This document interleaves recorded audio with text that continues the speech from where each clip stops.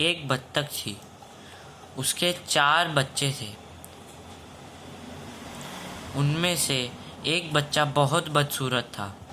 उसको वो तीनों बच्चे चिढ़ाते थे और कहते थे कि तूने कभी अपनी शक्ल देखी है आईने में? छी, तेरी तरफ तो देखने का भी मन नहीं करता और तेरे साथ कोई खेलना भी नहीं चाहता। वह बच्चा परेशान हो गया था। वो तीनों हर समय इकट्ठे खेलते रहते थे और उसको अकेला छोड़ देते थे क्योंकि वो बदसूरत था।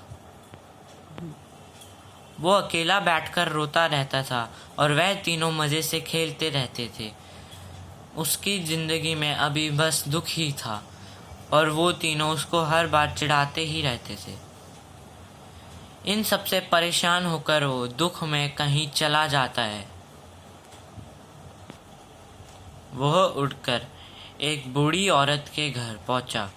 वह बूढ़ी औरत उसको रख लेती है उसके अंडे के लालच में। वह सोचती है कि जब वह अंडे देगा तो वह उन अंडों को बेचकर बहुत पैसे कमाएगी। पर उनके साथ उसका खरगोश भी रहता था और वह खरगोश भी उसको यही कहता था कि तुम बहुत बदसूरत हो और उसको हर समय चिढ़ाता रहता था और ताने मारता रहता था। वह बैठा बैठा रोता रहता और एक दिन वो वहाँ से भी उड़कर चला गया। वह उड़कर एक नदी के किनारे आता है और देखता है कि वहाँ 2 स्वान, बहुत ही सुंदर स्वान बैठे होते हैं। फिर वह सोचता है काश मैं भी इनकी तरह इतना सुंदर होता तो आज मेरे पास भी एक बहुत अच्छा परिवार और भाई बहन और दोस्त होते। फिर वह बैठा बैठा अपनी शक्ल पानी में देखता है और उसकी आंखें एक ही दम से बंद हो जाती हैं।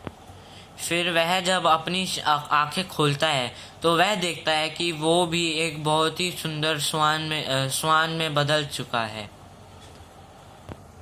फिर उसको एक नया परिवार मिल गया और वह उन स्वानों के साथ खेलने लग गया। वह स्वान उसकी बहुत देखभाल करते थे। फिर वह सोचता है कि अगर उसका भी जीवन ऐसा ही होता और वह बचपन से ही सुंदर होता तो आज उसका परिवार कितना अच्छा होता।